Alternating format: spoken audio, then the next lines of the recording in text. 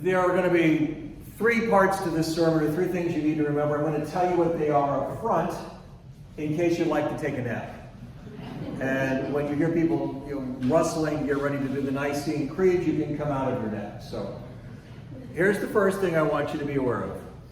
Joy conquers despair. Joy conquers despair. The second thing is, this is a sermon that calls us to remember that no matter how far we stray from accepting God's love, that love is always seeking to restore right relationship with God and one another. And the third part is, perhaps you've heard me say this before, we belong to one another. Together with God's help, we can make one another stronger. Oh, and the adjunct to that, the simple, quickie thing is, when you hear me say, I'll offer you shalom, that's kind of like shorthand for the richness and fullness of all that God would offer you. Or, guess what? We belong to one another. Together with God's help, we can help one another be stronger, etc. So, I wanted you to know that. So that's setting it up. But against today, joy conquers despair. At 8 o'clock, it was clear that everybody sitting in the pews had some remembrance of September 11th, 2001. That is not the case at this service, but each and every one of us has been affected by that in some form or another. So to not have that as part of our understanding of what it means to be community is something we can't lose sight of. I served in the last parish 4 years ago, actually more than that because it was 2015, before I retired, Christ Church in Middletown, New Jersey. That's a suburb of New York City. People took a train from Middletown to go to work. They had close to 40 people who died in the Twin Towers. They remember them every year on this day with the most moving ceremony. How is it possible for us to find life, to have joy against that particular day?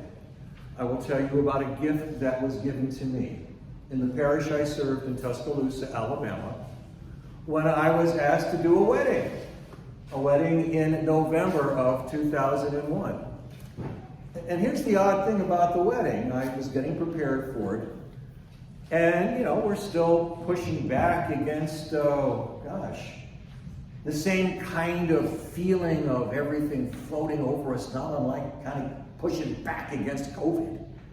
Trying to live our lives and whatever. And I took a closer look at the liturgy that we pray, and there's a prayer that we pray over the newly married couple. Make their life together a sign of Christ's love to this sinful and broken world, that unity may overcome estrangement, forgiveness heal guilt, and joy conquer despair. And that's when I began to come out of that moment and begin to realize that I was not abandoned. God has not abandoned us, not abandoned me. And so that part of the scriptures that Jesus tells us today about going after the sheep that is lost is a way to let each and every one of us know the hugeness, we can't even imagine what it is, how loved we are, that nothing can separate us from the love of God. And that is something to rejoice over. Now, in England right now, they are going through a period, our cousins are, of something that I can't imagine. I mean, I've only known Queen Elizabeth II as queen. And I'm sure they're going through their moment of trying to find the queen is dead, God save the king. Their moment, can joy conquer their sense of despair? So the scriptures that were offered today talk about how we're going to live our lives. And by the way, did you listen carefully to the Jeremiah passage, Prophet Jeremiah speaking for God? I said to my friend the acolyte, I said, that was fun, wasn't it? It was a nice reminder of, it's sort of like, how far God's speaking to the prophet, we've fallen away. But there's good news in that. There's joy that conquers any despair if I'm that bad, because God is continually coming to us to find us and to love us and reclaim us just like that sheep. So that's where the joy begins to conquer despair. When you're in the midst of any form of change, you can find yourself saying, I don't know, is it going to get any better? And if you're a congregation that is looking towards what's coming next, you can easily fall into the trap of it's not going to, what's happening? I got to know something. It's all going to be fine. It's all going to be fine. It's going to take the searching, like the searching for a coin. And when the coin is found, it will be a great day of celebration. Another piece of that. So I've said to you, joy conquers despair. A sermon that calls us to remember that no matter how far we stray from accepting God's love, did you notice that in Jeremiah, right? Would you like to put Jeremiah in his proper place so he doesn't make you too crazy? I said to my wife, this is going to be a cultural reference, so I'm going to see how many people laugh. I said to my wife, I've got Jeremiah in a really bad mood in the sermon on Sunday. And her first response back was, well, guess what? Jeremiah was a bullfrog. Oh, good. Culturally, we're safe. Okay. Somebody go look on YouTube, Three Dog Night. You'll be fine. That ability to laugh when pressed to the depth of, if we really are honest with ourselves, is good. Because God's love is always seeking to restore right relationship with us and one another. And that's the whole idea of we belong to one another. Together with God's help, we can make one another stronger. So I want to sort of tell you a short, as best I can, short story about my wedding ring.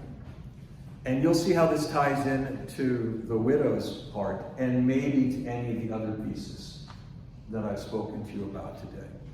When this is up online as a video, I'll put a better picture of it. You can barely see it from your seats unless I get it in the light properly. This is my grandfather, Carl DiMartino's wedding ring.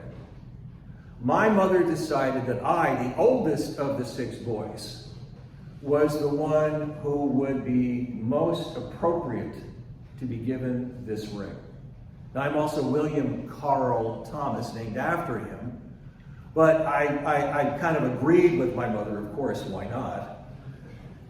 And it has deep meaning because this is a man who taught me so much about what it's like to live life, to make good decisions. And I could do an hour's sermon on Carl DiMartino.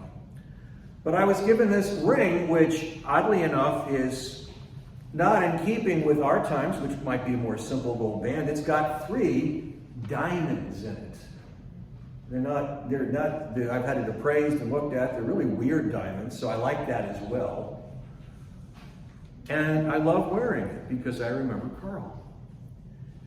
In just a little over 4 years ago, in August of 2018, in that 6-week period before I was to retire, I was also working and learning how to be a member of the faculty of the Interim Ministry Network and was going to lead a teaching in Roslyn as an apprentice, so it was like very new stuff. And I drove from Middletown, New Jersey, where I was still living, through Washington, D.C., and the traffic wasn't too bad at that point. And then, of course, any of you have ever driven from Washington, D.C. towards Richmond in the rain on a Sunday with the fast pass lanes closed and everybody not going fast, and a ride that should take 5 hours takes 8.5 mind-numbing hours to get to a place where I'm going to do something brand new that I've never really done before. And oh, by the way, the senior person who I was supposed to follow, his plane wasn't taking off till noon the next day. So I got to grief. You can see all the tension I'm feeling. So I finally get there. I park my car, a little grass to walk across to bring my bags up to my room. And I said, I got to be really careful pulling this stuff out. So I took my wedding ring off and put it in my pocket to protect it. And I grabbed all the bags, and I got up there, and I got into the room, and I discovered the ring was missing. Sound a little bit like the widow right now? And so I toward the room part, went to my car, pulled everything out, even pulled up some carpeting as best I could not find the ring. It was dark. So I had to stop worrying about it to get to work. I could feel the tension building up in me. I had despair over, first off, I can't find the ring. How am I going to tell my mother? You can see all this. And then I realized I could tell the people I was with, maybe the community of folk that were there, might be able to help me. And a number of them had some really unique skills. One of them actually knew how to take the interior of a car apart. And at lunchtime, they went out, and I was really amazed at how much more stuff could come out of the car. We couldn't find the ring. Tuesday, Wednesday, and then Thursday morning, one of them had found a friend who had a metal detector.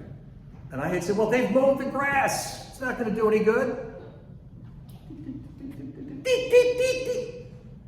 They found the ring in the grass. It was so thick you couldn't do anything with your hands. And of course, they now have the ring again. We belong to one another. Together with God's help, we can make one another stronger.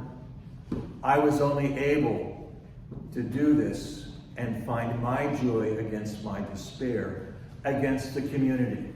I have to wonder if the shepherd going out to seek the one sheep knew the community was strong enough that the 99 could take care of each other, so that when they came back, it was still strong.